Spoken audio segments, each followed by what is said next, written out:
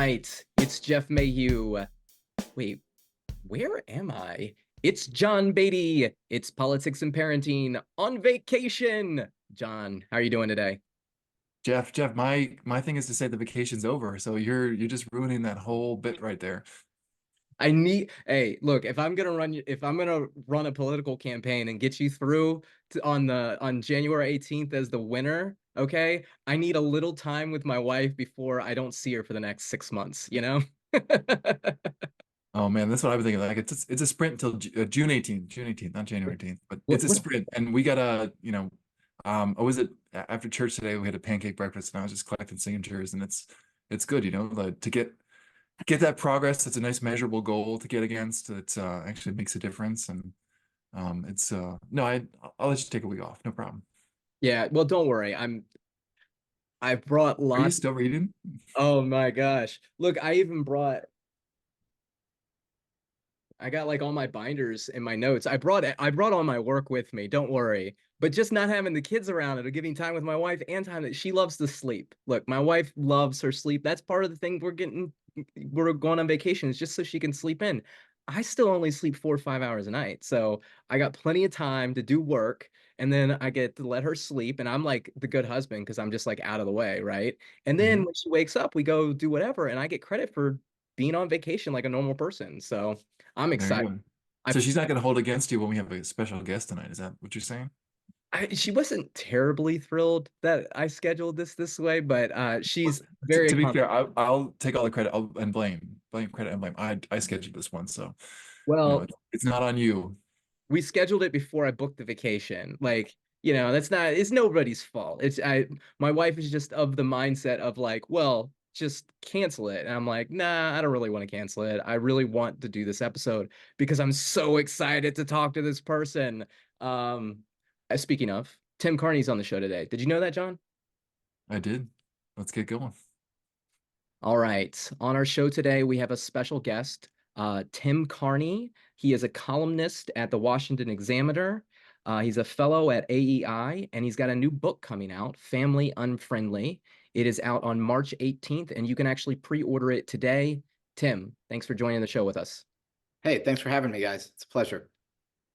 So Tim, So I hear you're a T-ball coach. How do you balance your family and T-ball practice? So T-ball, as you might imagine, is not the most high-skilled sport that people play. If we get the kids to run the bases in the right order by the end of the season, that's an accomplishment. So I actually manage it by not ever having more than one meeting a week. So I once emailed somebody to explain the nature of this team that I formed back in Maryland. I said, this is not your child's first step on the way to a D1 scholarship. And the next day in the parking lot, a dad came up to me and said, so was I already supposed to have taken the first step? So I love T-ball, and that was a great experience when I got to do that constantly.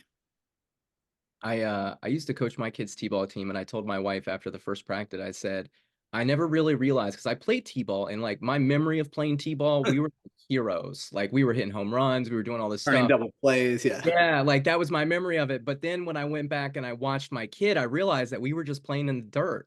Like at the end of the day, that's all we were doing. Absolutely.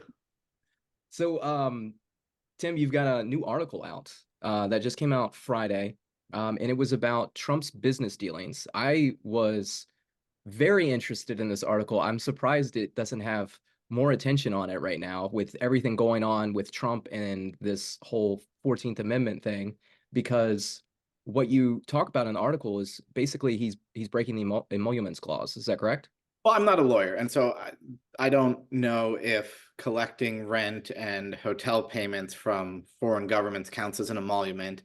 And there are some people who argue that the president is not, in fact, covered under this.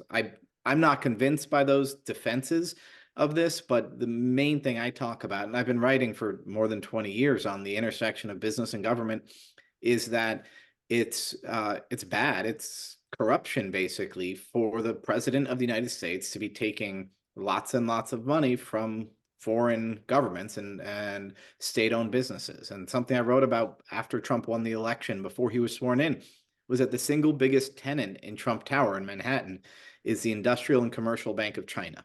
This, at the time at least, was the biggest bank in the world. It is owned by the Chinese government. So this isn't just like a bank that's Chinese. This is an agency that the government uses to do its industrial policy, which means to do its politics, to try to sort of, if you hear about the developments China does in a country like Jamaica, building a highway, and that's part of their effort to, sway the Jamaican government. That's going through things like ICBC, the Industrial Commercial Bank of China. So when these companies are paying millions of dollars to Trump, well, I don't posit, and I don't think you have to posit that there's any quid pro quo, but we know that Donald Trump is he leans on the personal very heavily. So if somebody treats him well, he responds and says, well, yeah, I'm going to, I like that guy because he's good to me. And sure enough, when Trump entered the White House, in 2017, he said, I really have a strong bond with Xi Jinping, the premier over there and the head of the Communist Party there in China. And so it's just a guy, I think it's deeply imprudent at best for the president of the United States to be pocketing millions of dollars from foreign-owned companies. And ICBC is just one example. And there are others I mentioned in the article, and I poured into a study that the Democrats put out where they tried to argue it was emoluments, da, da, da. I set aside the legal arguments. I just say from a perspective of prudence, this is a mistake.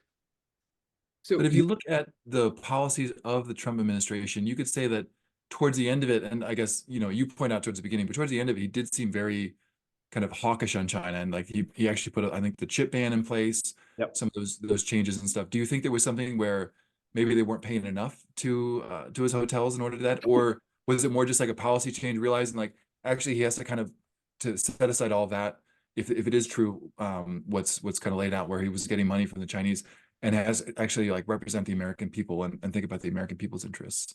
Again, I don't think he ever thought of the money he was getting as a bribe or a quid for another quo. But again, you could imagine all sorts of reasons. I mean, you were kind of half jokingly saying, oh, were they not paying the rent on time? But all sorts of reasons why being in a business arrangement with ICBC or having the Malaysian government go ahead and they, spend tens of hundreds of thousands at his hotels, why that would be a problem in any way that you could imagine. I mean, one of the things I point out is that we know that some of these people were expecting something in return. So that's bad, even if Trump never considered doing something in return. If the Malaysian government is expecting something in return, that throws off the diplomacy. So, I mean, I thought when it came to foreign policy, actually, that's where I thought Trump was the best foreign policy president we've had since Reagan. I thought he was very sensible, despite the fact that he often said nice things about dictators. The way he actually governed, he didn't get us into any stupid wars.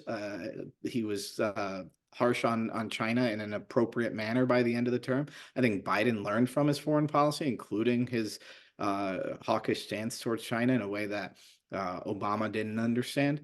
So I will praise Trump's foreign policy, but it's just so complicating and so imprudent to be pocketing foreign money like that. So you also, I believe, unless I got it confused with another part, you mentioned the Biden situation and the inquiry with Hunter, right? And so like, because that's kind of about business dealings and government as well, right? So how can you explain a little bit to our listeners about like that situation comparative to Trump's? Well, so Hunter Biden obviously has been running into different extent corrupt influence peddling operation using his father's name. When his dad was still a senator, Hunter, he got a job in the Clinton administration. He left, he became a lobbyist, and he named his law firm, his lobbying firm, Biden and Oldeker. And Oldeker was a guy who was Biden's top fundraiser. So this is obviously just saying, hey, a way to get influence with Joe Biden is to give Hunter Biden money. So that was domestic clients. Then Joe Biden becomes a vice president. And that's when Hunter turns after that to bringing in all these foreign clients. It is very obvious to every honest person that the people who were paying Hunter Biden tens of thousands of dollars or millions of dollars were doing it with the expectation that this won them some favor with the Biden administration. And Joe Biden has repeatedly said, my son did nothing wrong. So in my mind, that means he's fine with Hunter running this influence peddling operation. And the defense of Biden is, Well, Biden never actually gave favors to those people. So this in some ways is more corrupt because Biden knows that his son is getting rich off of the expectation of favors, which is that problem I referred to earlier. And the best case scenario is that, well, Biden never did anything for it. And I just think from an ethical standpoint, obviously it's worse if there is a quid pro quo, but from an ethical standpoint, getting in that position where everybody looking at it would be saying, is there a quid pro quo here? That in itself is deeply imprudent and corrupt. Well, so where does this idea of corruption as quid pro quo come from? Because you've mentioned it a couple times.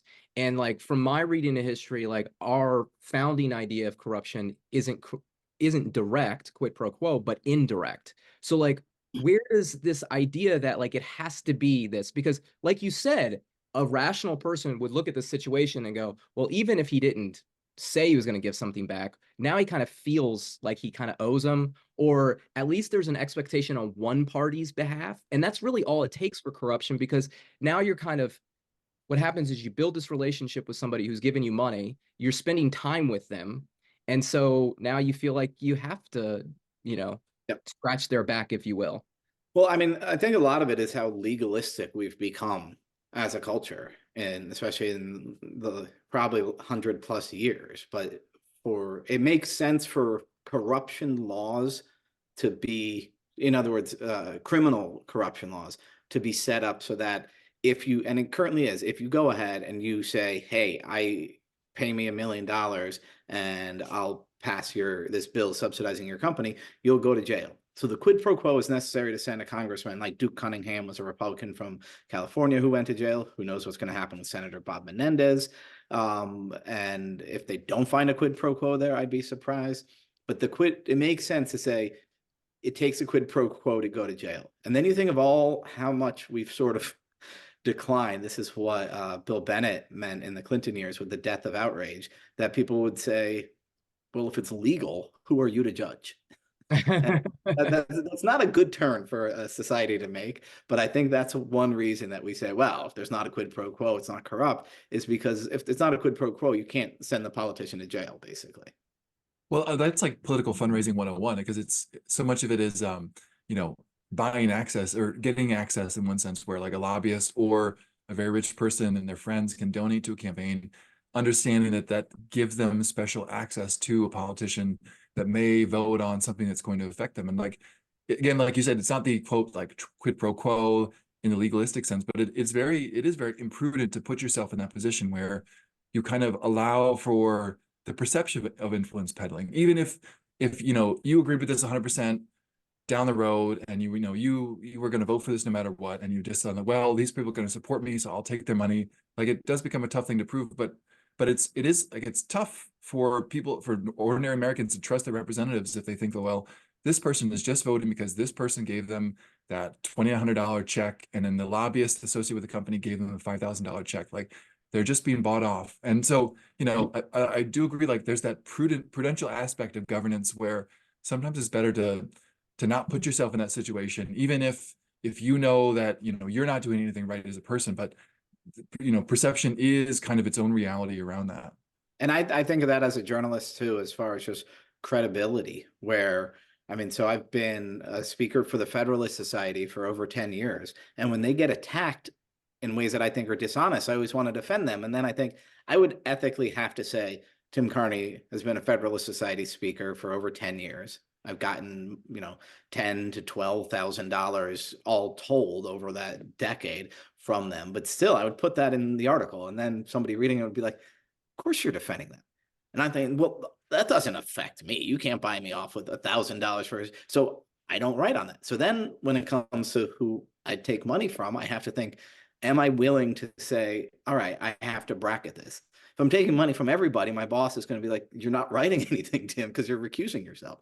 And so as a politician, there's two different levels. One is a campaign contribution that you're talking about, John, but in the Hunter Biden and the Donald Trump case, they're personally getting enriched, like the Duke Cunningham case. And that to me is another level. And we could use Catholic terminology if we wanted to, of a near occasion of sin and giving scandal. But I mean, you expressed those ideas perfectly in secular terms of reducing the public confidence in the public leaders and putting yourself in a situation where you'll feel a temptation. So isn't the Hunter Biden Hunter Biden Trump thing, it's more direct than the campaign finance thing, but the campaign finance thing is another like indirect version of corruption, right? Um, Yeah, I mean, the donation. I don't know. I mean, I guess I'll ask John what he I mean, thinks like on this. I think Um, it can be, and I think campaign like contributions are not a yeah. yeah, like in general, if someone donates to your campaign, obviously they want you to win, they want you to succeed in something. So yeah, I would say if you're not in office and you're soliciting campaign contributions, like that's one thing, because they believe in you for whatever reason, that you align with them on some issue. I think once you're in office, obviously there's sort of, they want you to continue with that, and so like um, I think in general it's fine. I just think like sort of maybe the corporate lobbyist idea kind of is where it gets a little murky, where someone will write in again, like there's no quid pro quo because someone writes you the check before the vote. It's the check. I think the legal term is like if the check comes after a vote, that's where there's a problem. And so like, lobbyists they'll just write checks hoping to get access, to get influence, where they can explain their position and maybe get some kind of changes, maybe not. I think like there's a lot of sort of a gambling aspect to it, where they just say like, I just want my foot in the door where I can talk to the representative, because I represent a big lobby of bankers maybe, or farmers maybe, and I want the representative before they vote on this to know what their vote's going to do. And so like there's no quid pro quo in that sense, but I think from the sort of the populist aspect, the normal person, the what is it, Joe the plumber that's sitting on Main Street with his suffering business, hoping that he can maybe get some kind of meeting with his representative while his business is suffering. He looks at that and he says, well, people are just buying access. And I think, again, like there's no illegality in terms of collecting a donation from a lobbyist, but it gives that perception that the person representing you is kind of out of touch and not listening to the people in their district. They're listening to the people that live in DC and can grace their hallway whenever they want. Absolutely.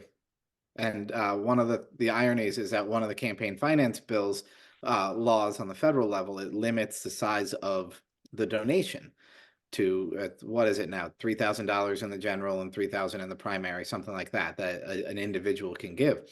And so what's sprung up after McCain-Feingold and, well, not even McCain-Feingold, in response to some of these things, was something called the bundler, which is somebody who can go out and get 50 of these donations in a week. So who's going to have access to lots of people who can cut a $3,000 check and want the ear of a congressman?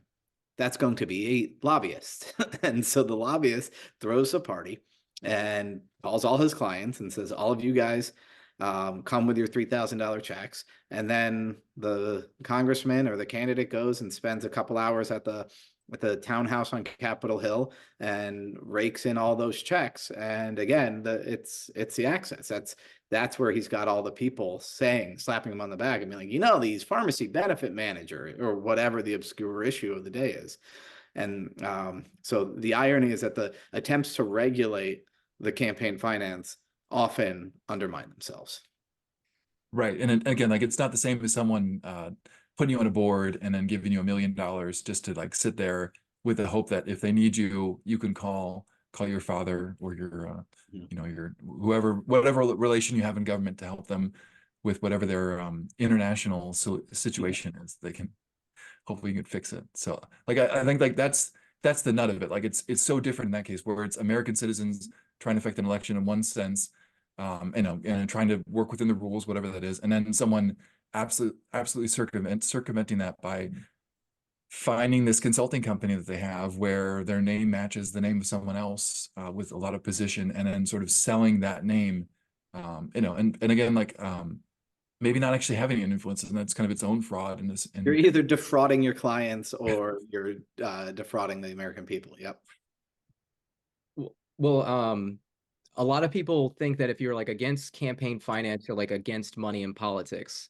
But like as you mentioned, the fixes for campaign finance has actually kind of created more problems than they've solved. And so, like John and I talked a few weeks ago on the podcast, and my idea is raise the limits, right? Mm. Allow individuals to donate more to campaigns. And what you do is you cut out that middleman of the business transaction, essentially. And so you're actually, it's going to be more representative of the people. You're going to know where the money's coming from for the candidate, because it's not going to be traveling through all these PAC systems where it's kind of hard to follow. If you're an individual citizen and you're trying to figure out like who's donating, like go through the financial, Yeah. Rekiewicz forms. You just don't have time. If you got kids, if you got a job, like you can't keep up with that type of stuff. It's just too complicated. So it takes out a part of it. It makes it more direct, right? Because we're talking about direct versus indirect, right? If it's money for a representative of your county, that's direct, and it's not corruption. It's direct representation in a way, because that person's getting into office because of your donations for them. I think the problem comes is where you have these, because of the low donation amounts, it becomes difficult for regular people to fundraise, and then you get Yep. money from all these different areas coming through these PAC systems, and it could be coming from a different state, it could be coming from a different country potentially, and it's just really hard to track. There's more democratic accountability if you're getting a check from a millionaire. I remember one of the first races I was covering was in Iowa, Western Iowa, and I'm from New York City, and I had moved to DC. So my knowledge of rural America in 2002 was approximately zero. And I was working for Bob Novak, great political journalist, and he's like, you need to, try to predict who's going to win each of these Republican primaries and these open races and Democratic primaries. And so in this Western Iowa, forgetting the name of the guy, but there's one guy who seemed like this guy is a clear favorite. He's the, county Republican chairman. He's obviously got tons of money on hand, huge name recognition. And I called around, and people, among the really knowledgeable sources, said, "Oh no, that guy, the guy you think is a front runner, I think he's done." I said, "Why?" He said, "Well, see where so much of his money is coming from. It's from a very controversial hog farmer." As a New Yorker, I didn't know what those words meant. What made a hog farm controversial? And the guy I was talking to was like, "Oh man, you've never smelled one." So apparently, and it ended up sinking the candidate. That he was getting so much money that when on the state level he had gotten giant checks from this hog farmer, and when he tried to move up to Congress, that sunk him. So there was democratic accountability. If there's a hog farmer who's funding you so that he doesn't have to make the county not stink, well, that's going to hurt you. And I think that, again, that sort of thing allows for more democratic accountability than everybody raising their money from lobbyist bundlers, yada yada.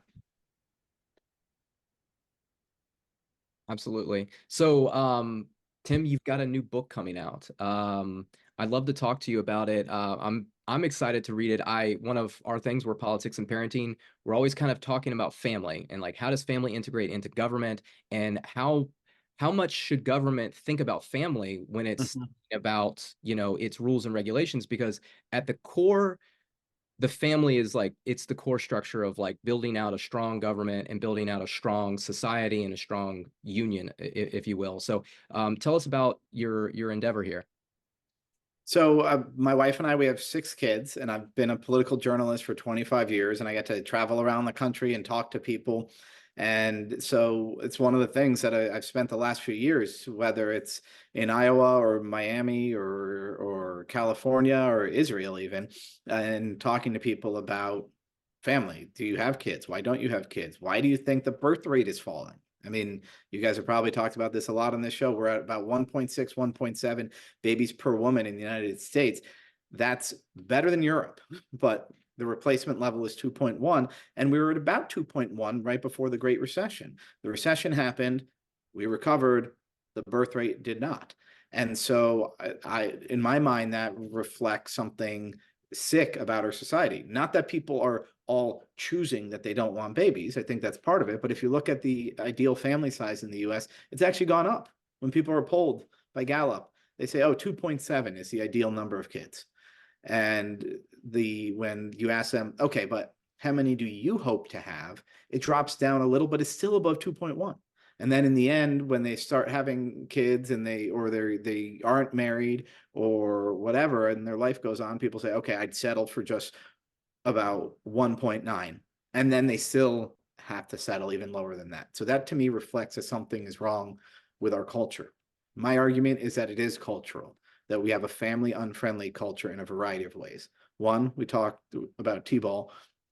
Right now, the average parent thinks they have to send their kid off to some super travel sports complex and year-round training, and he's got to specialize at age 12. It makes it a slog. It eats up all your family time. A lot of parents think they have to helicopter. I used to live in Montgomery County where free-range parents would get arrested for letting their kids walk to the park. And so the helicopter mandates, the travel team trap are part of it. In the middle and later part of the books, I try to go a little deeper. I argue that it's the job of the culture to support parents. That is, we shouldn't be neutral on family or not family. Family is the norm. It's a fundamental institution of culture, and our culture should support parents. And ultimately the values of our culture are family unfriendly. The hyper individualistic, the notion of seeing humans as fundamentally free floating individuals untethered to anybody else is, I think, historically incorrect. As a Catholic, I outright reject it. And I think what it's done is made it harder to raise kids. And that's why we're having the baby bust we're having. So that's on a there's a lot there, and I Yep. love it. I want to read this book. I'm so like just turning my head with ideas right now. I was sitting at one of my local breweries, and I was talking to a gentleman, and he was in his early 30s. He's married, he's local to the area, and we were talking about kids, and he's just like, I don't want to have kids. I don't plan to have kids. We don't plan to have kids. He had this almost demonistic view of like procreation, and it wasn't his like responsibility. And like I've met a lot of people like that, and Mm-hmm. it's very surprising to have. Did you find this on your journey at all? Like is there like a subsection of society that's just like, look, life is so bad, I don't want it to continue. I just want to give up, and I am not going to put anything forward. Yeah. I mean, well, first of all, I don't try to say everybody should have kids. I'm in the Catholic Church, we have lots of jobs for people who are not going to get married and have kids, priests, nuns, etc. In our world, we have lots of people who choose apostolic celibacy, to use a sort of Catholic term for it. So I think a lot of people aren't called to parenthood, but I do think it's kind of the normal thing, the normal adult thing to do. And that's not to say that you're weird if that's not what's going on for you, but that should be an explicit choice to choose something outside of the societal expectations. So that's one of my arguments. The people you're talking about. And so there's just one woman I met named Amanda. I was working out of a pub down in Southern Maryland, and there was a trivia contest, and like there ended up being the random people sitting at the end of the bar. And so there was one local cop. There's this one woman, Amanda, and her husband, and she was a traveling saleswoman of medical equipment. And she said, "No, I don't want to have kids." And then launched into this rant about how unhappy every family is, about how she knows people who have kids and who have a disability, and that if she had to deal with a kid with a disability, she would probably hate the kid. But really, she started talking about litter, how much litter there is in the world. And then she started talking about all the geopolitical uncertainty. And so it was this weird mix. It wasn't that coherent, but it was this weird mix of both thinking the world is too bad to bring kids into it, but also that kids are what make the world bad. And she never quite said the latter, but it was very clear that that's what she believed. And so the last chapter of my book is called Civilizational Sadness. It's based on a belief that we are not good, and that's what causes people to not want to have kids. And that comes out of the culture. That's the most family unfriendly thing about our culture, is that it causes this sadness. Because if you think babies are bad, well, everybody who thinks that was a baby. So it also is reflecting on themselves. Well, that's You one of the great things about large families is that they do tend to scale pretty well. Like you talked about litter, like your preparation for meals, it's actually amortized over the cost of the meal. It's actually less energy per meal, so it is more energy efficient to have more children, I think. Yeah. But I think I've been following you on Twitter for a long time, and I don't know if you mentioned this or someone else in the same sphere, but kind of the idea of like actually car seats is one of those like weird things where it kind of is very anti-family in the sense that like a car seat is actually kind of wide and it doesn't really fit in a full seat. It actually expands into the seat. So if you have two children, you can kind of fit two car seats in the back of a sedan. But once you get that third child, they actually don't quite fit in the back of the sedan. So now you not only is it a third child, an extra car seat and all that stuff, but you actually have to build up, to buy a whole new car Third to row. fit Yeah. that third child, in order to make everything work again to fit within whatever society says you need to in terms of safety and all that stuff. And again, like those are reasonable things, but it is an effect of sort of, well, do I really want that third child? Because it's not just the third child, it's a minivan or a bigger SUV in order to accommodate them. And statistically, this is proven basically.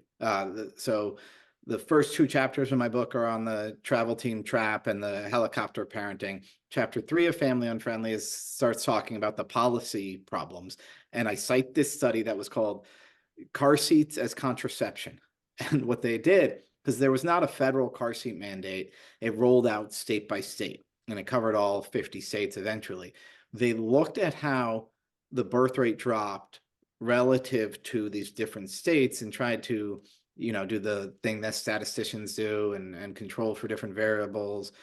And they found that the entirety of the drop off happened among married parents who did not go from their second to their third kid. So basically it was people with sedans. People had a perfectly good Toyota Camry. And they're like, oh, come on. Am I going to have to buy a minivan because of this? And by the way, I'm pro minivan. For the first time, we don't have one now, but definitely when we had younger kids, those automatic sliding gates are incredibly valuable. But that's another case. And the people who wrote this study said they think it saves about 10 lives a year and it prevents a few hundred births every year. And so again, that's one of the many ways in which policy is family unfriendly. One of the big complaints I have in my small town in New York, there were sidewalks everywhere. In Montgomery County, where I used to live, Fairfax County, where I now live, it's hard. Like there's one route that my kids can take to get to the smoothie shop or the barber shop that mostly has sidewalks. To walk in the most direct route, you're asking your kids to get run over. My brother lives in Connecticut. He can almost hear the roar of the crowd from the field where his daughters play softball. There is no way they could walk there because the roads they would have to walk down are 50 miles an hour without much of a shoulder and no sidewalk. So they have to get a ride there. If your kids can run to their own softball game, you can let them play more sports. You can have more than two kids. And when we build our culture this way, so some of it really does have to do with policy choices. And again, I spend about 2 chapters on that. Do you think Oh, do you think that the policy choices have anything to do with like, I mean, from my perspective, I've only been in politics for like 3 or 4 years, but from a ground level, I don't see a lot of families, like family people in politics. It's a lot of single people, and it's long, hard work, especially going through the elections to getting like, I mean, John and I are doing it right now. Like, I didn't see my family as much as I wanted to this week. And it's going to be more difficult going forward. Like, just the nature of the beast to get into a position to create policy tends to shape somebody that has a little bit more freedom, if you will, and being single. And therefore, they're just not thinking about these things when they're writing policy. I think that not thinking about it is really a big part. I think there's very few things that I think are deliberately intentional family unfriendly.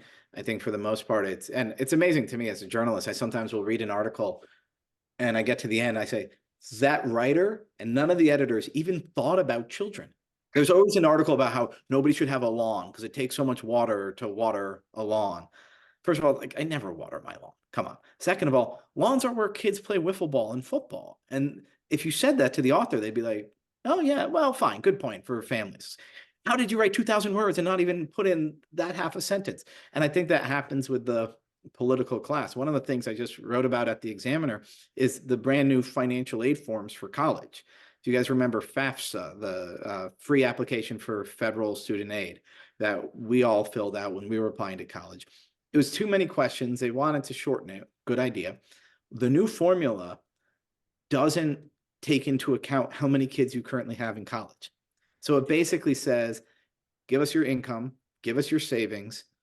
Some portion of that is what you can afford to spend on college. Say it's $25,000. And then you say, okay, but I've got two kids in college. They say, okay, we're going to expect you to spend 25,000 on each. How do you expect me to spend $50,000 when you just said I can only afford 25? That is literally the law that, and Republicans and Democrats both passed it. And with the idea of simplification, with the idea of a, more fair calculation, none of them knew anybody who had more than one kid, I guess. I have no idea how that happened. Totally thoughtless thing. I'm talking to some people who were talking about overturning it, and they're saying, get Mitt Romney, get Utah lawmakers, because they'll know what's going on here. And again, it's totally clueless towards the idea of children, and the policy gets made without children in mind. Well, given that we know that most legislation gets written by staff, I wonder if it's just the legislator didn't really know because the staff don't have any kids, or they're It's a all staff young for kids that 24, haven't, yeah. yeah, they haven't actually had to send any kids to college yet. Well, as Ted Kennedy says, 95% of the nitty-gritty gets done by the staff. So, and that's another thing, like American people, like, who are you actually sending to office? Are you sending the person you elected to office, or are you sending the people they hire to office? So what other issues do you see that are kind of family unfriendly? Like you're talking about the walks with sidewalks and things. That I was on the school board the past 4 years, and that was an issue that would come up where you've got to make kids walk to school, and there's just not the infrastructure. There's definitely some tricky spots where kids have to cross busy walkways in the dark where there's maybe like barely a walkway, no sidewalks and stuff. But like, what are other issues that sort of seem to be that kind of fly under the radar and are kind of actually very sort of anti-family friendly? I mean, I emphasize the walkability a lot, because while I'm writing for a broad audience, it is something that I think a conservative audience, because I'm a conservative guy. Most of my readers are going to be conservative. I think they think walkability is some, hippie thing, or some liberal big city thing, or Park Slope, or they're anti-car and all of that. And just the freedom we had. I'm Generation X. The freedom we had as kids was liberating to our parents as well. And because we send our kids to our boys to a Catholic school that's across the river, most of the time, if they need to get to their friend's house, we need to drive them. And that's a pain for us. It makes their life a little less fun. It makes our life a little more busy. Thankfully, now we have a driver, my 17-year-old daughter, but that's only so liberating for me. My parents I told them where I was going, and they knew my curfew was midnight. Or when I was 12, I got on the bike and I didn't know where I was going. And they said, when the streetlights turn on, you come home. And that sort of built environment where cars are made to go slower, where there's sidewalks, where there's cut through on long blocks, and that it's expected. Meanwhile, in Aspen Hill, a neighborhood in Montgomery County, where that's where my Home Depot was, there's a middle school there, and the people at the middle school said there should be a sidewalk on this block. And everybody on that block said, no, I've got a great old spruce tree that you're going to chop down. And so it wasn't just that people were choosing trees over children. It's when a reporter asked one of these homeowners, what about the kids walking to school, or the kids walking to the Baskin Robbins there? The homeowner said, well, middle school kids shouldn't be walking alone. That just was like this dagger in my heart. Of course they should be. Parenting is about giving your kids the ability, giving them an environment that's safe enough that they can explore it on their own. Childhood is supposed to be expansive. Travel sports and a car-centered world both get in the way of an expansive childhood. I agree with the biking. Like I used to bike all the time growing up. Like go to the library. I got really into origami one summer because of the books that were at the library. And I recently did a bike trip a couple years ago with a couple students, and like it was interesting to sort of see like they didn't actually have that sort of that sense of like danger where they gotta like be careful with what the cars are. Like they all had pretty nice bikes, but I just got the sense like they probably weren't riding them that much. It was more just like I gotta get this bike because my friends have this bike, and it's like the right brand. And they're actually very like brand focused about this, which is kind of upsetting. Or don't trip. Well, Like, they just and didn't then like they didn't have the experience to do the bike on roads. And we were in DC where there's sidewalks and bike lanes and things, and they didn't have that awareness. yeah. And so kids walk to school much, much less than they did 2 generations ago. And the lack of walking is one problem. There are lots of other policy issues. I mean, one of the complaints I have where I live now is the Little League fields are totally off limits to kids when they're not playing Little League. Mhm. And my friend who's in the same hometown that we grew up in, I told her, I said, my favorite memory was from sports. I played varsity basketball and baseball. I love them. But my favorite memory was probably the pickup football games with my buddies, that, the rivalries that went on for a decade. And she said, yeah, my sons, they get in trouble if they play pickup football. Because so she's like, feels she has to put her kids in year-round baseball because otherwise they have nothing to do in the winter because they're not going to play tackle football. And if you're on the field without a permit, you get chased out. And that's one again, that's a local issue. But when we're talking about how policy is made by people without kids, you see how this becomes a vicious circle. Then you get a city council that doesn't have kids, doesn't see kids, doesn't think about kids. You get people who show up. This is happening in South Korea right now, where there's so few babies, and there's multiple articles recently by people talking about how all the coffee shops, the donut shops are becoming child free. Because when people aren't used to children, they at best forget about them, but often start to think, well, what are you doing here? This is weird. And so then whole neighborhoods get built up without children in mind. It's scary, honestly. Like that's a scary prospect of like a future that you could have little niche areas or groups that would just exclude like I mean, what I tell my kid is like you're the next version of me, right? Like you're excluding your future. Whether you continue on or not, the species has to continue on. And so that's why public policy should be pro-child. And that's my argument, that we in sort of Western pluralistic liberalism, we believe let people make their own choices, right? Like I would, if you came to me and said, do you support a subsidy for electric cars? I would say no. It's the guy who buys the electric cars should get the benefit or the cost.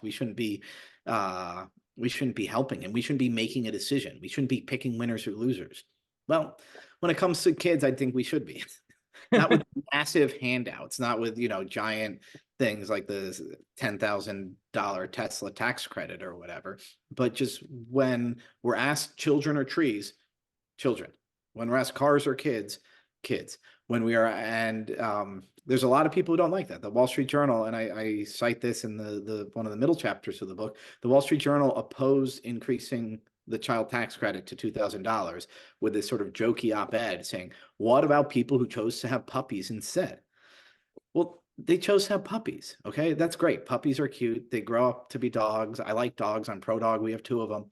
But we really should be supporting and endorsing and accommodating. That's the word I use again, accommodating families, accommodating kids, because kids are people.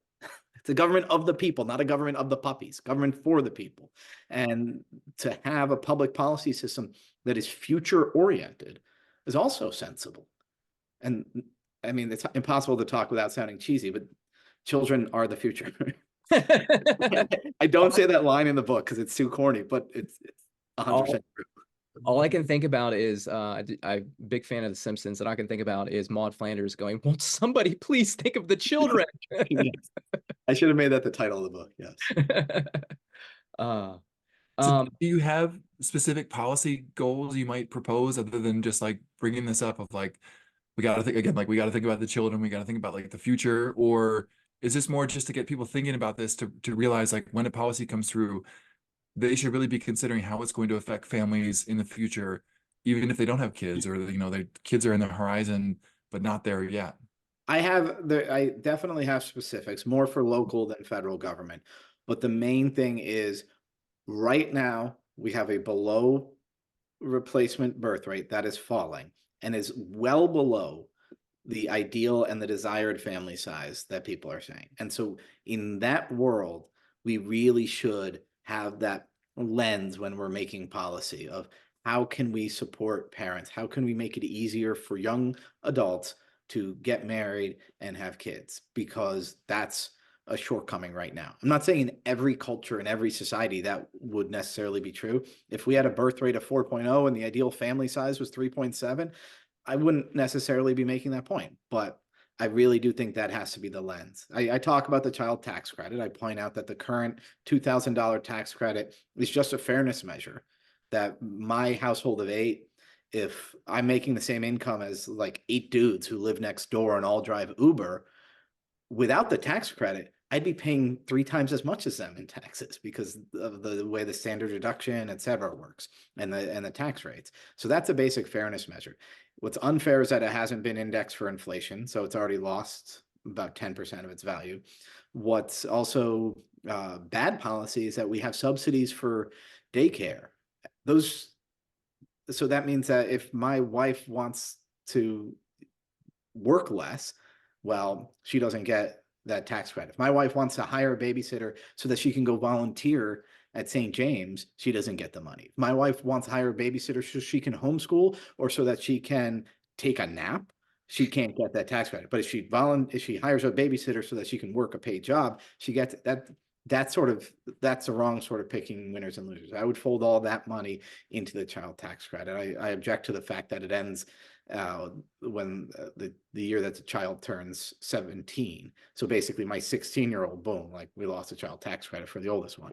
So those are little tweaks. I don't think we should be throwing massive piles of money at people.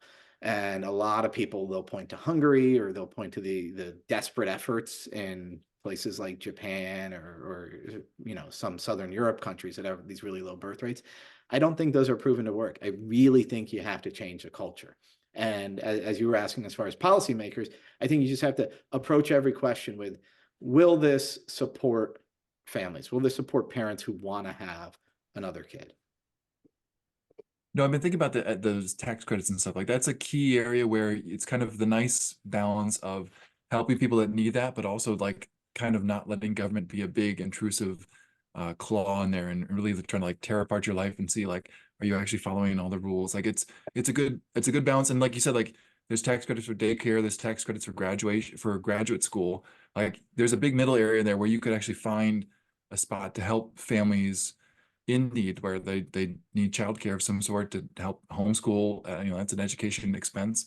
If they want to find a private school or something, like make that available where, we're already subsidizing public education. We're spending a lot of money on that. And it kind of realizing that maybe that's not the best situation for everyone, and sort of how do you accommodate more families in that and help them as they want to make their children, grow and, as Jeff was saying, become miniature versions of himself. And there's aspects of labor law that make it hard for people to work sort of super flexible part-time.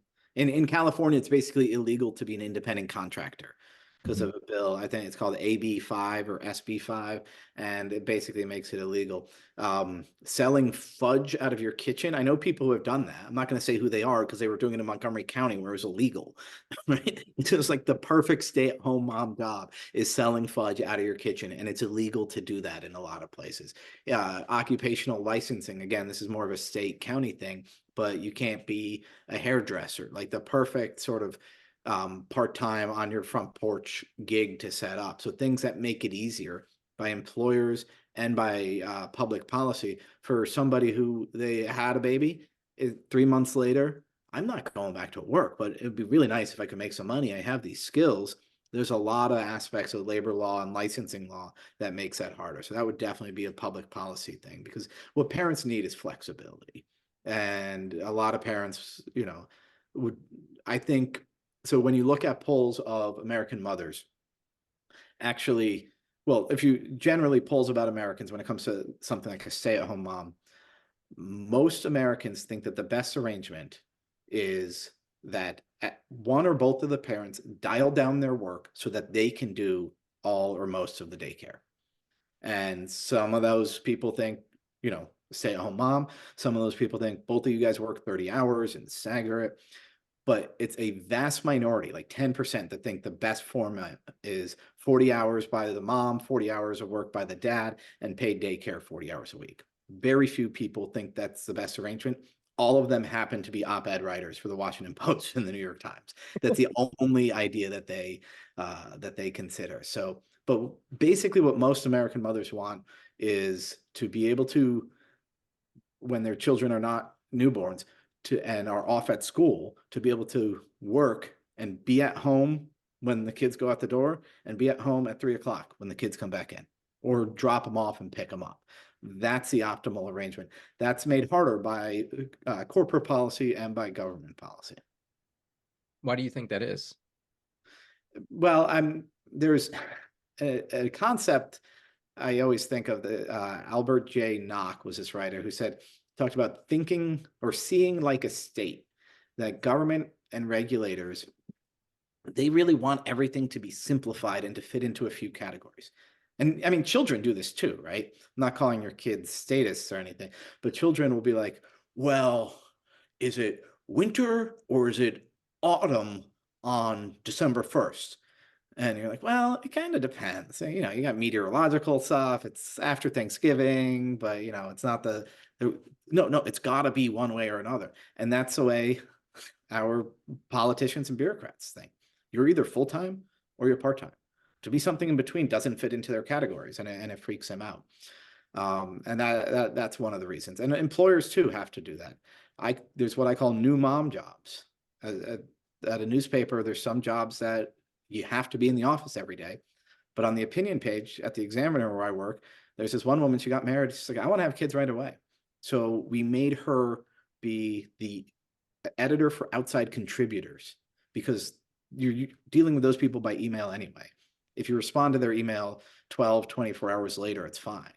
What she couldn't do was make a meeting, call a bunch of sources, go out and do reporting, meet multiple deadlines every day at a certain time of day. What she could do is 20 hours of work a week very well at her own pace, either while the baby's napping or after she takes her nap.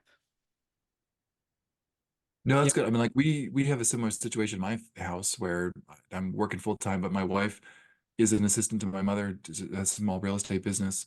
And like that's a great opportunity for her to work a couple hours a week. It helps the family because it supplements my income. But then it gives her something like it's meaningful work for her to do. And it helps. And like I think that's very key that a lot of families could do, where you can find that sort of extra couple hours of work to help them make ends meet, especially as things get more expensive, but also to like find that kind of fulfillment, balance the family life. And like I do like it how you frame that. It's like sending your kids off to school in the morning and then being there when they come home. And like that is so key for kids as they grow and develop. Like they need parents throughout that time. Yeah, you mentioned like the kids and the way that the policymakers see it. It's either got to be like this or that, right? And it's funny, like I just, I'm a parent. I'm trying to teach my kids thing. I'm a poet. I wrote them a poem, right? And the first line is, life is positive and negative, but it's not all or nothing, right? So there's different level. You can go up or down, you can go left or right, you can go back and forth, whatever. But like you're not trapped into that. You're not boxed into it, because we are very adaptable creatures, if you will. And like you said, parents need adaptability. We talked about with the kids and the like learning how to grow up and being able to have that freedom. They need adaptability, right? Like we need a system. And I think that's what our government is designed to do. It is a very adaptable governmental system, but we need it to be more adaptable. No, but one of the things I just want to hammer away at again is, I think that we need to not be afraid to say we are pro family, and not every time I say on Twitter, like, what do you think about having kids? What do you think about if you can afford it, one of the parents staying at home or at least working only part-time? And the answers are always, and Twitter's its own weird world, but it's always, if you're into that, fine. But like, I'm not going to tell anybody else what to do. Yeah, I'm not going to tell anyone else what to do, but to say, you know what, having a stay-at-home parent is good.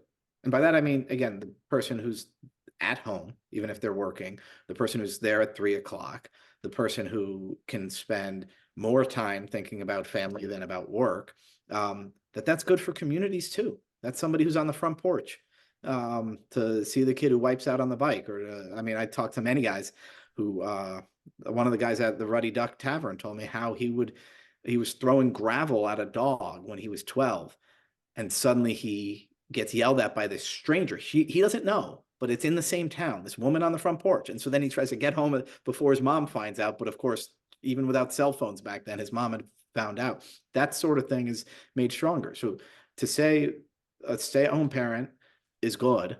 I mean, again, that's not going to be popular in the mainstream media, but most people agree with that. And to say, well, actually, when you grow up, getting married and having kids is sort of the standard thing to do. You are obviously free to choose what you want, but as a culture, we are going to build our culture around accommodating that lifestyle while being very tolerant of every other lifestyle. That's something that even that far, that, well, family's normal, but we're totally tolerant, that triggers people. And that's something we have to get over, because the absolute neutrality on these key questions, that leads to ultimately a family unfriendly culture. Tim, this has been fantastic. I can't wait to read the book. And you know, I read you regularly. I think John mentioned that he reads you regularly here, the Washington Examiner. All the time, all the time. I appreciate you coming on the podcast and talking to us. I'm not afraid to say that I'm pro family, and it, you know, since I've got into, like, I got into politics when Youngkin was running in 2021, right? And that's part of the thing that kind of drew me in, is this family aspect to government, as we talked about politics and parenting, right? Like, we're very pro family. I have a lot of kids. John's got a lot of kids. So I appreciate somebody out there writing about it. I just think it's so important. Thank you. And I had tons of fun writing about it. And it meant that at one point I let my son try out for a travel baseball team because I thought he would get cut. Okay. That's why I let him try out. So then he made it. And the first winter practice, and this is how the book begins, or chapter one begins, the first winter practice indoors. I'm like, why? Kids don't need to practice baseball in January. What are we doing? It's this freezing cold night. I almost get in an accident. He comes back in the car. I say, how was it? He said, first thing coach said was, baseball isn't fun. Winning baseball is fun. So I got home. I said, okay, Katie, we made a mistake. A, we're never going to do this again. And B, every bad thing that happens is fodder for my book. So there you go. Oh, that's funny. Well, thank you so much. Thanks for joining us, and you're welcome back anytime you got something juicy to talk about. Thank you. I'll look forward to it. Tim, thank you so much for being on the show.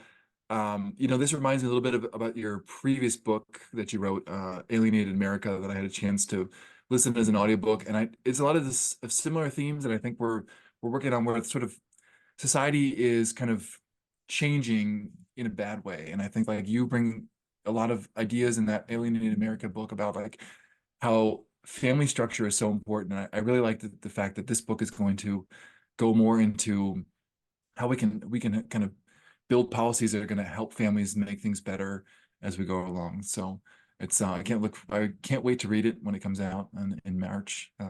Jeff, what do you think of it? I mean, I had a great time on the interview. I loved, obviously, I'm pro family. You know, everybody knows I'm pro family. I want more kids. I just can't afford them. And policy's in my way, it turns out, according to Tim in this book. I'm excited to read it. And then I really enjoyed about his article. You know, the whole time, every time you guys were talking, all I could think about is Benjamin Franklin's snuff box, but I never actually said anything about it in the story. And I was just like, oh man, this is a great opportunity to tell the story about Benjamin Franklin's snuff box. And then I got sidetracked on something else, but we have to talk about that. The Benjamin Franklin snuff box is where our, like, idea of direct versus indirect corruption comes from. It was written into the Articles of Confederation. And when Benjamin Franklin came back from France, King Louis gave him this diamond encrusted snuff box. And he basically gave it to Congress and was like, I don't know what to do with this, because it was a gift after the fact, right? It was a gift of relationship. This is a normal thing that happens with governments. It's like how you build relationships, but it's like, well, is he going to expect something from you later? And also, is it going to soften the hearts of the people who received the gift to want to do something for them later? And our Congress thought that this was probably a bad thing. Their idea of the emoluments clause was to restrict indirect corruption in the government because this has become a problem over time. It's a good, I remember that story. And I think that that's always been a problem with ambassadorships where they'll go overseas, they'll get special gifts again, like, cause that's just kind of how businesses run overseas, where you're trying to build relationships, you're trying to smooth things over and you give nice things. I'm thinking of like the Anderson House in DC, where Mr. Anderson was a diplomat at some point. And there's some of the things that he got on his journeys over, I think in Japan. And like that was the same kind of issue, like, you know, who ultimately is trying to be influenced by these gifts. So it's important to remember like the where the money comes from, and the fact, again, I loved how we brought up prudence, and like I'd like to talk about the four cardinal virtues because I think that's so key. Prudence, justice, temperance, fortitude. But prudence is that aspect of like, yes, it's not illegal, but maybe people are going to perceive it incorrectly, and it's something that I should think about. Sort of, like, people like to bring up especially with Trump, like three-dimensional chess. Like, oh, you just don't understand these moves he's making because he's thinking like 4 or 5 turns ahead of you, and maybe he is, maybe he's not. But in that same sense, like maybe you should also be thinking like moves ahead of you. Like, is someone going to look at this move that was made and be like, that person is directly corrupted by something else that happened to him? And if there's any perception of that, like that's where you as a statesman have to actually step back and think like, yeah, it's okay, but I really shouldn't go in that direction because it may not be the best for everyone. So I think like that's a key aspect that needs to be brought up and thought about more from leadership, from our leaders as they attempt to guide and move the citizenry to make the right decision on everything. Yeah, and you know what I think we should do? I think we should elect different leaders. I think we should elect bold leaders. I think we should elect you, John. That's why you're running for Congress, right? That's right. Yeah. Bold leadership, different ideas. Actually, it has been fun collecting signatures. As I mentioned, like it's just an opportunity to talk about people and sort of be like, yeah, I'm running as a Republican. I think I'd agree, on most of the Republican things, but I'm actually really running on congressional reform. And I think that like that's something that appeals to more people than just the Republican electorate. I think, that's, the Republican electorate, the Republican nomination is the vehicle to sort of maybe get that in front of more people. But I think like that's something that did a lot, as we talked about in Falk here this past week, talking about being away from family, like 15% of people don't agree with what Congress is doing. Like they think that Congress is doing a bad job. So that means 85% of Americans think Congress could be doing something better. And so to come in there and talk about congressional reform, fixing Congress, fixing how it works, even if it's policies that maybe you do not agree with, just to have a debate about those is key and something that's necessary for our country. Yeah, I mean, I tell people all the time, I've been knocking doors since 2021 with Youngkin. And every door that I knock, every person that I meet and I talk politics with, I typically ask them one question. What do you think about Congress? And they go, I don't like it. And I go, what do you think about writing some rules to fix Congress? What do you think about congressional reform? And they go, I can get back behind that. And it doesn't matter if they're Republican doors or Democrat doors or independent doors. Nobody's happy with Congress. Everybody understands it's a problem. You just need people who actually have ideas to fix the problem. And I think that's how it gets started. And I think that's what we're trying to do, right, John? That's right. Absolutely. So again, thank you everyone for listening. Again, it's been nice to meet people on the campaign trail that listen to the podcast. So shout out to all you out there. We appreciate that. But again, you can listen and read our work on politicsandparenting.substack.com. Jeff's on Twitter at jmayhew28, and I'm on Twitter at Beatty4Us. And I guess on Facebook and YouTube and Instagram as Beatty4Us. So lots of things out there. And then my website is Beatty4.us. And I appreciate you guys seeing what we do. There's a hit we did on Fox News this past week. If you're interested in seeing leaders out there talking about crime and politics and all the things we can fix. So again, thank you for everyone. And with that, have a good night. We'll talk to you soon. Peace and love.